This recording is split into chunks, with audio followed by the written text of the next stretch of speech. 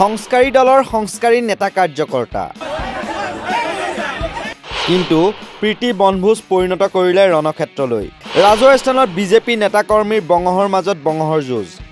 যেন হাতে হাতে বাহ যুদ্ধ কৰো আহ বনভোজত মাছ মাংসৰ জুতি এৰি খেলাঠেলি গতিয়াগতিত লিপ্ত বিজেপি নেতা কাৰ্যকৰ্তা হয় ঘটনাটো এইখন অসম মুলুকৰে মন্ত্ৰী জয়ন্ত মল্ল বৰুৱাৰ নলবাৰী সমষ্টিৰ বিজেপি কৰ্মীয়ে প্ৰীতি বনভোজস্থলী পৰিণত কৰিলে ৰণথলীলৈ এই বনভোজস্থলী যেন হৈ পৰিল ৰণাংগন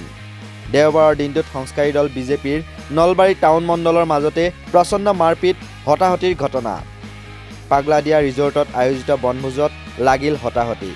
নৱবৰ্ষৰ প্ৰীতিভোজৰ আয়োজন কৰিছিল পাগলাদিয়া ৰিজৰ্টত কিন্তু কি কাৰণত হাতত লাঠি লৈ এনেদৰে যুদ্ধত অৱতীৰ্ণ হ'ব লগা হ'ল সেয়া এতিয়াও ৰহস্যৰ আৱৰ্তত আনকি ঘটনাৰ দৃশ্য বন্দী কৰা সাংবাদিকৰ মোবাইল কাঢ়ি নিলে একাংশ দলীয় কৰ্মীয়ে চাওক সাংবাদিকৰ মোবাইল কাঢ়ি নিয়াৰ চেষ্টা কৰা এইসমূহ দৃশ্য বাৰু সেয়া যি কি নহওক ব্যক্তিতকৈ দল আগত ভাতৃত্ববোধ একতা উদাৰতা নৈতিকতাৰ পাঠ আওৰোৱা সংস্কাৰী দলটোৰ সংস্কাৰৰ এনেদৰে বহিঃপ্ৰকাশ ঘটা ঘটনাই আচৰিত কৰি তুলিছে বহুতকে